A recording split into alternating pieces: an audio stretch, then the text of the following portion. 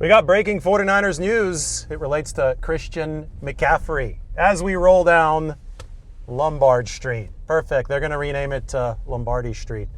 Not after us, after Christian McCaffrey, once he and Brock Purdy finally lead the 49ers to that 6th Super Bowl trophy. But Christian becomes the first player in NFL history to be a finalist for these 3 awards. The MVP award, the Offensive Player of the Year award. Tourists, get out of the way. It is a road. Please get out of the way, tourists. It's a road. And the Comeback Player of the Year award. So MVP, Offensive Player of the Year, and Comeback Player of the Year. Christian McCaffrey is one of the 3 finalists or 5 finalists for each of those 3 awards. It has never happened before. It is very, very well deserved. Now, the only one that he's likely to win is Comeback Player of the Year, which he obviously deserves. I mean, Christian the other day, he talked about how this year has been the hardest in his life. Maybe for some personal issues, but also for the football perspective. Remember that he said that it hurt to walk to the bathroom in 2024 when he was dealing with that Achilles injury. And not only did he return from that, he returned to be a dominant player, a high-volume player with over 2,000 all-purpose yards for the 49ers. So we have made it through the Lombard Street area. Now we're going to go up Russian Hill. We're going to give you a good Driving with David video. We're going to talk about CMC. We're going to talk about that end-of-season press conference. I'm going to set up San Francisco's 2026 off-season with an eye toward this season's Super Bowl, since it's going to be in San Francisco, so we can give you some of the iconic tourist sites. I know that we opened with the crookedest street in the world. That was Lombard Street, in case you weren't familiar. And now we'll continue. Margot will probably see, if I go really slow, Coit Tower, just down that way. You see it? There you go. Really slow. Good. We have the best camera woman in the world, and she's mic'd up today. Say hello. Hi. She's a little nervous because we're going up a 45-degree incline. This might be the off-season climb for the 49ers. It's always uphill. This is the nature of the National Football League. Nothing is easy in this league. And the 49ers, they're going to have to do a number of things this offseason, but one thing that we learned from Kyle and John's press conference to close 2025 is that the foundational pillars are going to be back. They're not going to be any change as far as the main players that the 49ers rely on. That is a beautiful building. I love that.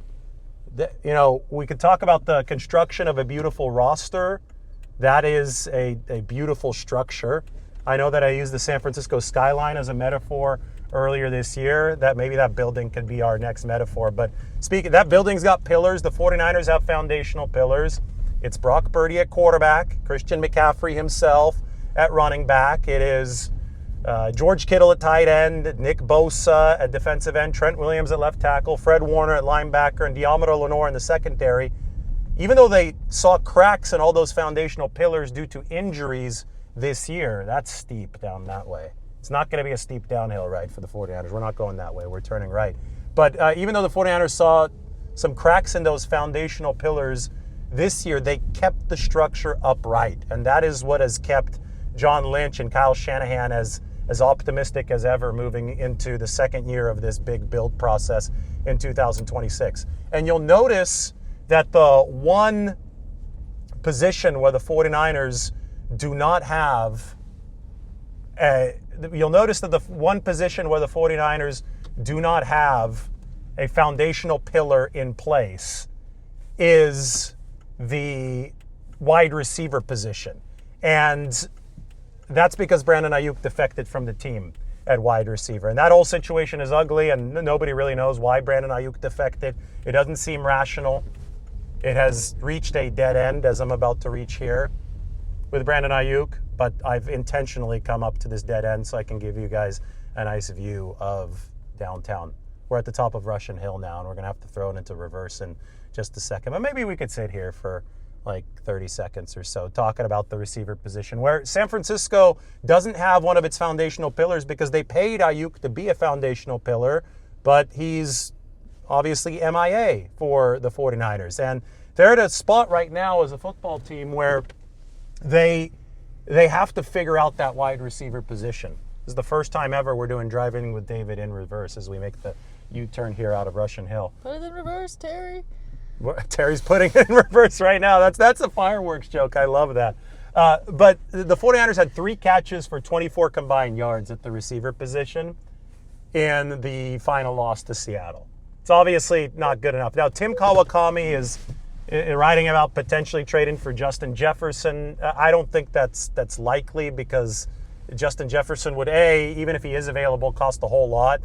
B, I'm not really sure if he is going to be available. I think that'd be insane on the Minnesota Vikings part. But Tim's premise is solid, that the 49ers need more separation.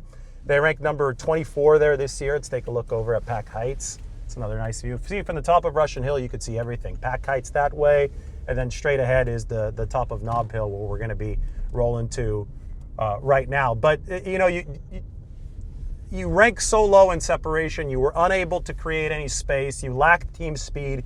You rank number 24 also in the combined or average MPH, miles per hour, of your ball carriers, with all the times averaged out and combined throughout the 2025 season. You need more weapons at wide receiver. There's no question about it. I would say, though, that the 49ers are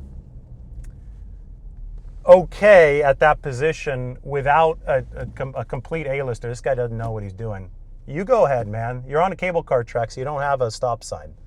If you come to the city during the Super Bowl week, realize that if you're on the cable car tracks on Washington Street or Jackson Street, you're not going to have a stop sign, so don't stop and expect people to go in front of you, because the cable cars can't stop. Like, the cable cars have to stop in the middle of the intersection. They don't stop before it, so there can't be a stop sign. Here's another example of it. We're going to turn left here on Washington Street because this is always an awesome view. But look, they don't have cross-traffic stop, and then it's a good way to get east and west in the city because you don't have stop signs. See, and you could see the Transamerica Pyramid in front of you. You know, you can pick up the type of speed on this road that the 49ers need in their wide receiver room. They need more of it. They rank number 24 in that average ball carrier speed, and they're going to be looking to upgrade that in this season. And, maybe it comes through Justin Jefferson, but probably not. I think the more likely path for San Francisco is an upgrade through the mid-tier free agent market. Somebody like Romeo Doubs, currently with the Green Bay Packers, has played in a similar system, might be available for the 49ers. And obviously just keep on drafting these guys. Keep on drafting the wideouts. They believe a lot in Ricky Pearsall. The ability is there for Ricky. As Kyle Shanahan said yesterday, he was one of the league leaders in receiving yardage and all these receiving categories over the first 4 weeks before he suffered the PCL injury. And then he was never healthy. He was never explosive to the level that he needed to be beyond that. So, oh boy, we got a big... Is this a waste truck? This guy? Yeah, it's an ecology truck. We're going to squeeze in through him. We'll be good. To avoid illegal turns, I'm going to be going this way. We're going to turn right on Sacramento, and then we're going to come down California. But they believe in Pearsall. They just need him to be more healthy. I think that regardless of whether or not you have Ricky Pearsall available, though, you need to make up for Brandon Ayuk. How do you do that? Well, thankfully, you're going to get money back, and the 49ers have confirmed that the money that they're getting back, that Brandon Ayuk has decided to leave on the table, is going to allow them to be more aggressive this offseason. But what you end up, I think, doing if you're the 49ers is you may end up making a mid-tier receiver signing if you're San Francisco. You end up adding through the draft, constantly adding through the draft if you're the 49ers.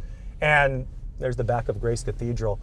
Dwight Clark's memorial service was in Grace Cathedral. It was a beautiful event several years ago where several of the 49ers from the 1980s and the 1990s, the dynastic run, came through. I mean, look at that building. It's a replica of the Notre Dame in Paris. And it just reminded me that that's where I first met Steve Young in person, and that's where I first met a lot of those 49ers guys in person. In Paris? Not in Paris, at the Grace Cathedral here. And it says Aura, Grace Cathedral. See that? Buy your ticket now. But the thing I want to talk about is that new AMC series coming out about the rise of the 49ers. And that's going to be premiering on February 1st and 2nd. It's going to be about the dynasty, and it's going to be about the city, this city with so much history, including the Fairmont Hotel right in front of you. That building, that survived, it's the original Fairmont Hotel, and it survived the 1906 earthquake. And it's a really cool place to stay. We've done a staycation there before, and we're very happy with New it. Year's. Yeah, right at the top here. Last year, New Year's, right at the top of California Street, and you look down California, and you've got the iconic postcard view that leads all the way down to the Bay Bridge. And we are now on the original cable car tracks in San Francisco. These ones were built, and the reason they're the original, they were built because they needed to take bankers up from the financial district, which you see in front of you. For their martinis at the Fairmont? No, well, they lived up here. They lived on the top of Nob Hill, otherwise known as Snob Hill. But no offense to anybody who lives in Nob Hill. It's just a joke. I like Nob Hill. They had to get the horse-drawn trolleys up the hill. Well, the only way that the horses could pull something up the hill is if the horses became an actual machine, right? The cable cars. So Define horsepower. that was the literal translation of horsepower. Now the second cable car line was this one. We're turning right on it. That's Powell Street, and this one is going to dip down into Union Square. I'm taking Lombardi herself for tea at the Rotunda Because he today. loves me. Yes, it wasn't cheap, but I do love her, so it's all good. Anyway, back to the 49ers I receiver. checked before you had me book it. You did check, and Like, are you sure? I wasn't going to promise that to you and then say, hey, it's too expensive. It's the same price as it is in London, so that just gives you an idea. He pays me an afternoon teas for good cinematography. And the cinematography is excellent right now. Anyway, Ricky Pearsall, they believe in him, but I think they've got to add at the receiver position, both through the draft and through a mid-tier option. The other weakness the 49ers need to hit, and I think defensive coordinator, it's probably going to be Gus Bradley, but maybe they're able to back their way into Jim Schwartz or Raheem Morris if either of those two guys ends up available after the head coaching musical chairs are settled. But the reason they got Gus Bradley was because they knew Robert Saleh might leave after a year, and they need some continuity. And what better way to get continuity in a Robert Saleh system than by hiring Robert Saleh's mentor, Gus Bradley, to be your defensive coordinator? The problem was not the scheme this year. The problem was the injuries and the personnel shortages that those injuries caused. 49ers linebackers gave up an 83% completion percentage into their coverage. Look, we've got to get on the cable car tracks here, at least halfway, because this truck is in the way. This is highly illegal. Don't do it, but we're doing it on the video because we got to get around the truck. I'm sure the police will be forgiving when somebody forwards them this video. But the 49ers gave up an 83% completion rate into coverage of their linebackers this year, which was one of the worst marks of the NFL. That's because they didn't have Fred Warner. So, if you could spruce up with a second linebacker, bring Eric Kendricks back for a year to put next to Fred Warner, who's going to be healthy, that'd be great. But the second big weakness of the 49ers defense is that they generated only a 7.5% pressure rate with their defensive tackles. Cable car, love it. With a 49ers flag up on the tap room, but don't worry about that. The cable car is what I wanted. See, the cinematographer here is excellent. She knows exactly what she's doing. We're pulling up into Union Square. Christmas tree is gone this time. Last time there was a Czech flag up on top. I have no idea whose flag that is. It has the same colors as the Czech flag, has the colors of a Russian flag, but it also has a cool little logo there. If anybody can identify the flag, you win extra points, and you could comment about it. The night court with 3 stars and 3 mountains. Yeah. So, I mean, flag. It's a book series. If you know about the book series, comment about that as well. But anyway, 49ers defensive tackles, not as smooth of a segue as I'm used to giving. 49ers defensive tackles only generated 2.5 sacks and a 7.5% pressure rate. You've got, oh my God, this guy just decided to pass everybody and turn left. He's wildin'. We saw some wild behavior in Palo Alto yesterday. Oh, that was crazy. We saw some goats in Palo Alto. We saw people walking their goats on a leash in Palo Alto. Like suburbia. And not the type of goats that the 49ers have in their history, like Joe Montana and Jerry Rice. Yeah, like actual 4-legged goats were horns. Making their way through the neighborhood in Palo Alto. Wow. We saw a lot of crazy stuff, but I'd rather talk about the 49ers defensive tackle need.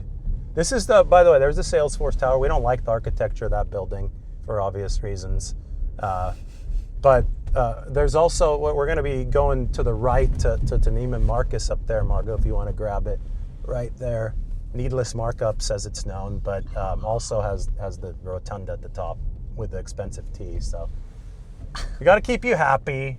We will. I think you'd be happy. The afternoon tea was his idea, okay? It was. Thank you. So now we're coming up here on the designer shopping district, which is where Margot's camera will start wandering to different stores. Unless there's a really cute dog. Unless we could find one of those. But the 49ers, I mean, they might have to go for a higher priced defensive tackle this offseason. I thought that the rookie seasons of Alfred Collins and CJ West went very well for the 49ers, but it's time for a war daddy up front at that 3 technique position. Those guys are going to be good foundational pieces for the 49ers, Collins and West. West even had 7 of his 11 pressures over the final month of the season. So all of that, I think, 2 thumbs up. Things were good for San Francisco as far as rookie development. But if you want to take that 7.5% pressure rate up to the next level, if you want to make life easier for your edge rushers, if you're San Francisco, you don't want quarterbacks to just be able to step up. You have to win those battles on the interior.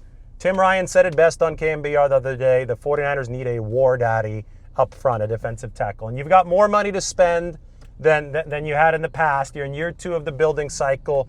You burned the brush. You removed the brush last year, and now you can start to truly put the finances to work if you're the 49ers.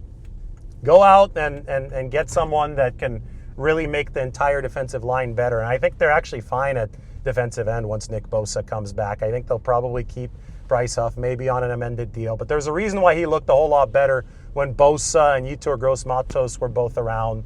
And that was because this football team had the other pieces up front to contain the pocket in the way that it had to for a speed rusher. So get a war daddy up front.